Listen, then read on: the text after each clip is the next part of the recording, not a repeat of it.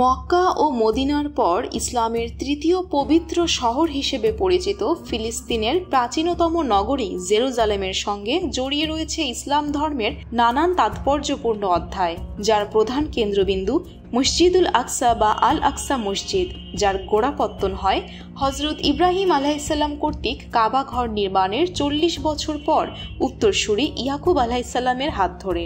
পরবর্তীতে নবী দাউদ আলাইসাল্লামের পুত্র সুলাইমান আলাইসাল্লাম পিতার ইচ্ছা পূরণে বিশ্বখ্যাত কারিগরদের নিয়ে রমজান মাসের শেষ শুক্রবার নির্মাণ করেন বায়তুল মুকাদ্দাস বা পবিত্র ইবাদত গৃহ।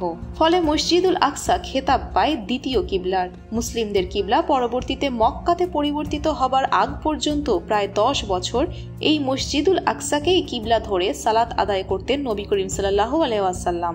27 একর জমির উপর অবস্থিত মসজিদ আল আকসা 5টি মসজিদের সমন্বয়ে গঠিত। মসজিদে কিবলি, মারওয়ানি, মসজিদুল করিম, মসজিদুল বোরাক ও তুব্বাতুর সাকরাম। নবী করিম মুহাম্মদ সাল্লাল্লাহু আলাইহি ওয়াসাল্লামের মেরাজে গমনস্থলও এখানে। বোরাকে চড়ে বিশ্বনবী সাল্লাল্লাহু আলাইহি ওয়াসাল্লামের সপ্তম আসমান গমন ও আল্লাহ পাকের সঙ্গে দেখা করার যাত্রা তিনি শুরু করেন ডোম অব দ্য রক নামক জায়গা থেকে বোরাকে আরোহণের মাধ্যমে, যেই স্থানকেই বলা হয় মসজিদে বোরাক। মুসলিমদের তৃতীয় পবিত্রতম মসজিদ মসজিদুল আকসার উল্লেখ পবিত্র কোরআন শরীফে এসেছে 70 বার। ইসলাম ধর্মের অসংখ্য নবী রাসূল ও সাহাবীদের কবর রয়েছে এর প্রাঙ্গণে।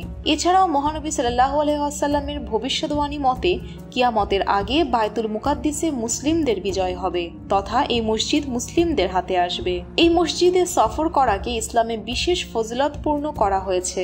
মসজিদুল আকসায় সালাত আদায়ে আল্লাহ তাআলা 500 গুণ সওয়াব দান করবেন বলা হয়েছে। অর্থাৎ কোনো মুসল্লি এই মসজিদে 1 রাকাত নামাজ আদায় করলে 500 রাকাত নামাজ আদায়ের সমতুল্য সওয়াব পাবেন। হাদিস শরীফে মাইমুনা রাদিয়াল্লাহু তাআলা আনহু থেকে বর্ণিত, তিনি রাসূলুল্লাহ সাল্লাল্লাহু আলাইহি ওয়াসাল্লামকে বলেন, হে আল্লাহর রাসূল, আমাদের বায়তুল মাকদিস সম্পর্কে কিছু বলুন। তিনি বলেন, বায়তুল মাকদিস হলো হাসরের ময়দান, পুনরুত্থানের জায়গা। তোমরা তাতে গিয়ে নামাজ আদায় করো, কেননা তাতে 1 ওয়াক্ত নামাজ আদায় করা অন্য মসজিদে 1000 ওয়াক্ত নামাজ আদায়ের মতো। এ হাদিস থেকে আরও জানা যায় কিয়ামতের শুরু হবে এই পবিত্র ভূমি থেকেই। এছাড়াও অন্যান্য হাদিস থেকে জানা যায় মুসলিমদের দ্বিতীয় হিজরত ভূমি এবং কিয়ামতের আগে ঈসা আলাইহিসসালামের অবতরণ ও দাজ্জালের মৃত্যুও ঘটবে ফিলিস্তিন ও ফিলিস্তিন সংলগ্ন অঞ্চলে।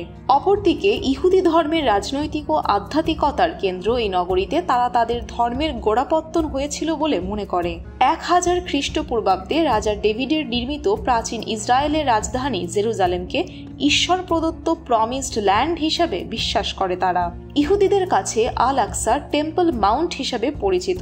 তাদের মতে রাজা সলোমন 957 খ্রিস্টপূর্বাব্দে ফার্স্ট টেম্পল প্রতিষ্ঠা করার পর ব্যাবিলনীয়রা তা ধ্বংস করে ইহুদিদের নির্বাসনে পাঠায়। পরবর্তীতে সেকেন্ড টেম্পল নির্মাণের পর সেটি রোমানদের দ্বারা ধ্বংস হলে তার ধ্বংসাবশেষ হিসাবে থেকে যায় 160 ফিটের ওয়েস্টার্ন ওয়াল, ইসলাম মতে যেটিকে বোরাক ওয়াল বলা হয়। 60 ফিট উচ্চতার এই দেয়ালটিকে বিশ্বের পবিত্রতম স্থান হিসাবে বিশ্বাস করে সেটিকে ঘিরে নিয়মিত প্রার্থনা করে ইহুদি ধর্মাবলম্বীরা। বিশ্বের নানান প্রান্তের লাখো ইহুদি ধর্মাবলম্বীরা এই টেম্পল মাউন্টে ঈশ্বরের নিকটতম উপস্থিতি অনুভব করে থাকে। অনেকে বিশ্বাস করে থার্ড টেম্পল নির্মাণের মাধ্যমেই তাদের মেসিয়ার আগমনের সংকেত মিলবে। আরেকটি আব্রাহামিক ধর্ম খ্রিস্ট মতে তাদের ধর্মপ্রবর্তক যীশু খ্রিস্টের জীবনের গুরুত্বপূর্ণ অধ্যায়গুলো ঘটেছিল এই জেরুজালেম নগরীকে কেন্দ্র করে। মসজিদুল আকসার পাশেই অবস্থিত খ্রিস্ট ধর্মাবলম্বীদের চার্চ অব দ্য হোলি সেপালজার মূলত যীশু খ্রিস্টের ক্রুশবিদ্ধের ও পুনর্জন্মের স্থল। এই নগরীতেই যীশু ধর্ম প্রচার করতেন বলে তাদের বিশ্বাস। বিপুলায়তন দেয়াল বেষ্টিত জেরুজালেমের ওল্ড সিটিতে ঢোকার 8টি দরজার একটি গোল্ডেন গেট, যা দীর্ঘকাল যাবৎ বন্ধ রাখা হয়েছে। খ্রিস্টমতে এই গেট দিয়েই যীশু দ্বিতীয়বার প্রবেশ করবেন। মসজিদুল আকসাকে কেন্দ্র করে 3টি বৃহত্তম আব্রাহামিক ধর্মের এমন সংবেদনশীলতা থাকায় ফিলিস্তিনিকে কেন্দ্র করে সংঘাতের কোনো শেষ নেই।